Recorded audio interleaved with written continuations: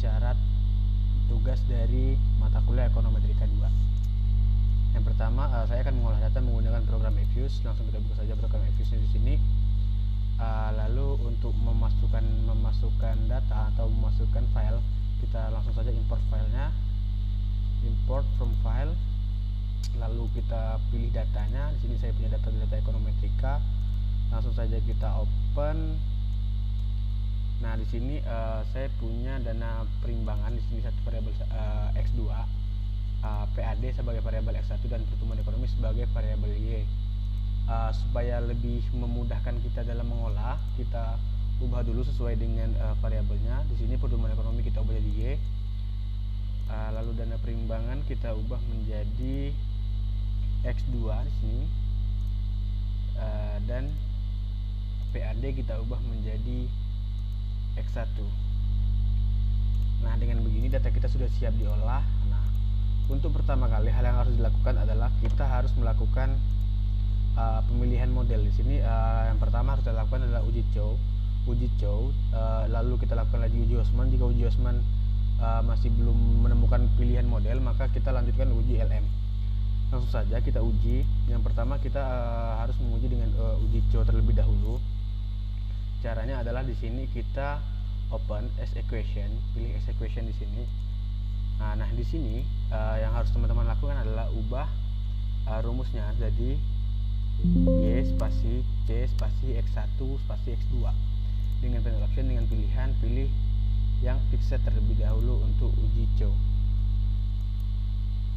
Nah, setelah seperti ini teman-teman tekan views, lalu teman-teman pilih sebagai likelihood ratio sebagai uji Chow. Nah, di sini teman-teman dapat melihat bahwa probabilitasnya adalah 0,0107. Sudah saya kopikan di sini agar mudah melihatnya. Nah, di sini ini yang dilihat adalah 0,017. Nilai probabilitasnya adalah 0,0107, lebih kecil daripada 0,05. Maka yang terpilih adalah model FEM sesuai dengan yang terpilih kan dia lebih kecil daripada 0,05. Kita tebalkan dulu biar lebih mudah. Maka yang terpilih adalah model FEM. Nah, untuk selanjutnya kita melakukan uji Hosman. Jika model FEM yang terpilih, maka kita akan menggunakan metode model FEM. Jika yang terpilih adalah model REM, kita akan lanjutkan ke uji LM untuk mengolah REM apakah CEM. Lalu selanjutnya, jika sudah kita keluarkan saja ya, lalu kita ulangi lagi as equation. Namun di sini untuk uji Hosman kita pilih di sini random. Nah, setelah teman-teman buka di sini random, teman-teman di sini lakukan uji Hosman. Di sini ada tulisan Hosman test, teman-teman. Nah, diperoleh ini dia yang akan jadi ini probabilitasnya adalah 0,05.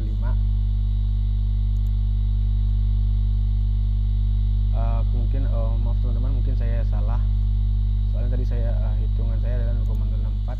Kita ulang lagi. Ya, teman-teman.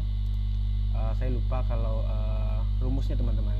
Nah, ini yang kadang-kadang kita kelupaan, yaitu rumusnya tidak kita ubah, teman-teman. Nah, untuk panel optionnya kita pilih yang random, lalu kita tekan view. Nah, ini teman-teman, benar kan, teman-teman? Nah, sesuai perhitungan saya tadi bahwa di sini uji Hosman-nya cross-section random di sini adalah 0,064. Nilai probabilitas 0,064 lebih besar daripada 0,05, maka yang terpilih adalah model REM. Nah, di sini kita tebalkan terlebih dahulu agar mudah melihatnya, teman-teman.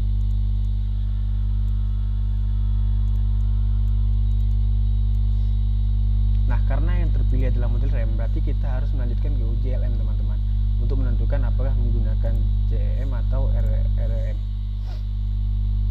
Bagaimana cara untuk uji menggunakan uji LM?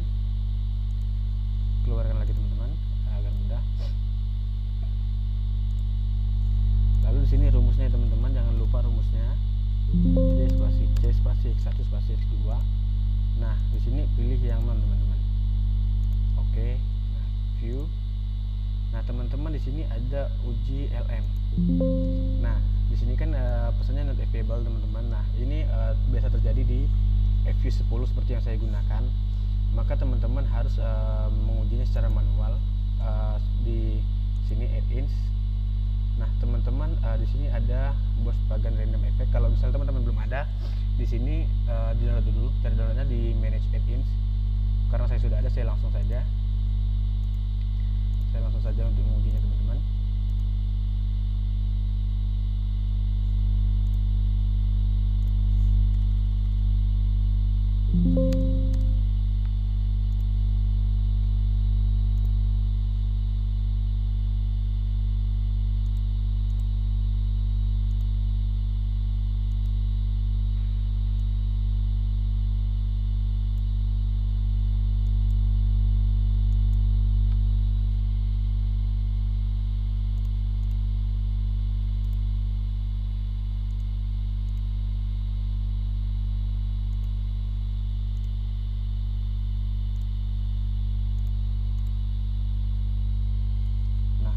Kita install dulu teman-teman. Nah, pilih yang bptest. Bptest ini kita install. Oke. Lalu setelah diinstal kita update. Oke. Kalau sudah, kita close saja teman-teman. Kita pilih yang ini.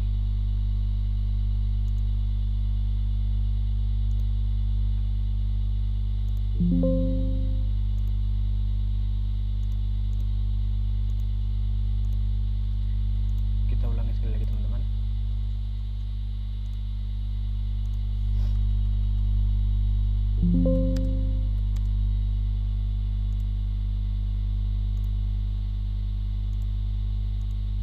Nah, kalau sudah muncul seperti ini teman-teman, teman-teman pilih yang standar LM test. Sini teman-teman klik OK. Nah, ini teman-teman adalah hitungannya. Yang dilihat itu yang mana? Yang dilihat adalah yang ini teman-teman.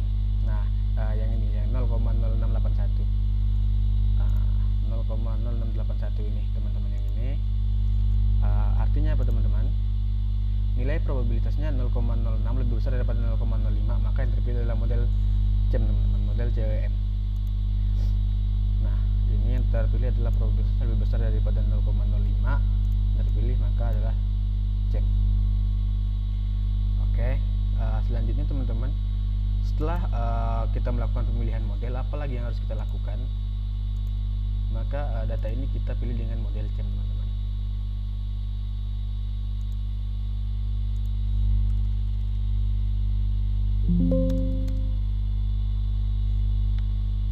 Ini ada model CEM seperti ini teman-teman. Oke. Nah, selanjutnya setelah kita lakukan uji asumsi klasik. Uji asumsi klasik itu karena tadi yang terpilih adalah CEM, maka dari itu uji asumsi klasik harus dilakukan. Uji asumsi klasik yang digunakan adalah uji multicol dan juga uji hetero teman-teman. Nah, cara mengujinya seperti apa?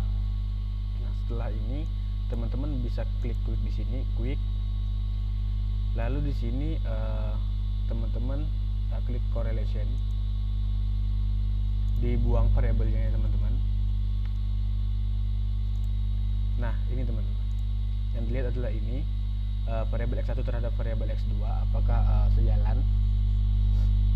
Teman-teman bisa lihat di sini 0,05 yang artinya koefisien korelasi X1 dan X2 sebesar 0,2 lebih kecil daripada 0,85, maka dapat disimpulkan bahwa terbebas dari multicol teman-teman, atau lolos uji multikoliniaritas. Lalu untuk heteronya sendiri teman-teman, di sini di 10 kabupaten kota itu uji heteronya yang diperoleh seperti ini teman-teman. Dari grafik residual dapat dilihat bahwa nilai tersebut tidak melebihi batas 500 dan min 500, artinya varian residual sama, maka dapat disimpulkan bahwa terbebas dari hetero teman-teman. Nah, kalau misalnya data teman-teman itu di atas 500 dan di atas min 500, artinya teman-teman terkena gejala hetero teman-teman. Lalu untuk persamaan regresi data penal, ini kita keluarkan. Nah, untuk melihat persamaan, teman-teman lihat di representation. Nah, ini teman-teman yang dilihat, ini adalah persamaannya teman-teman.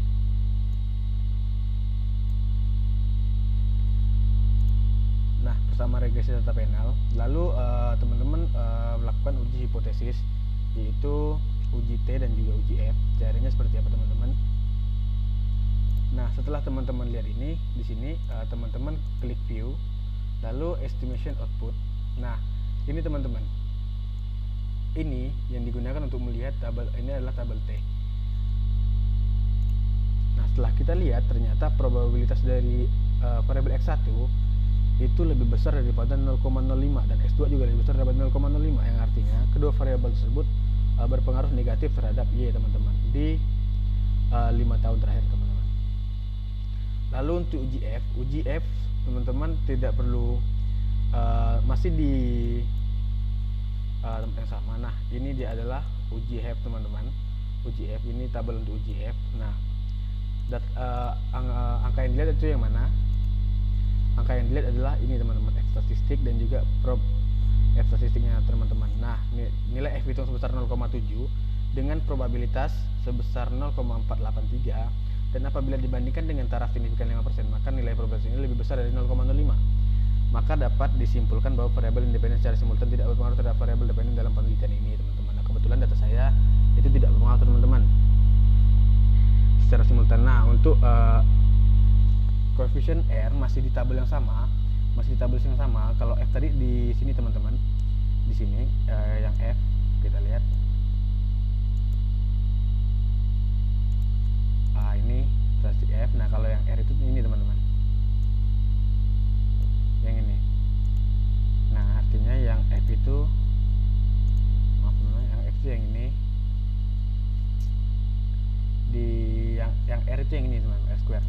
Nah, ini yang dilihat teman-teman. Nah, apa yang dapat disimpulkan, probabilitasnya lebih besar dari 0,05, maka dapat disimpulkan bahwa variabel independen secara simultan tidak berpengaruh terhadap variabel dependen. Nah, seperti itu teman-teman.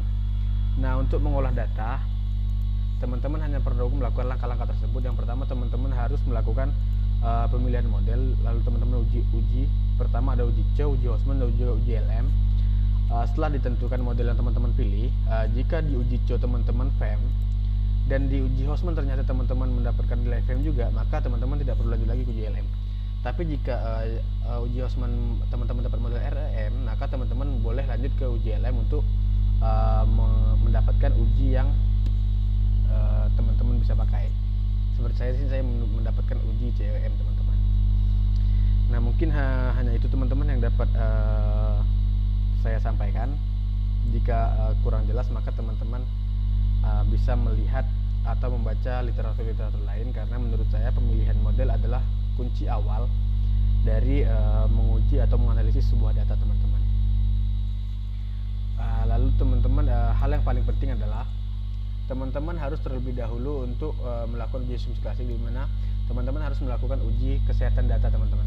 Jika data teman-teman multi call dan juga atau hetero atau lain sebagainya, maka teman-teman dapat dipastikan tidak bisa lanjut karena data tersebut tidak sehat teman-teman. Nah, mungkin hanya itu yang dapat saya sampaikan. Lebih dan kurang saya mohon dimaafkan. Akhir kata saya ucapkan wabillahi taufiq. Wassalamualaikum warahmatullahi wabarakatuh.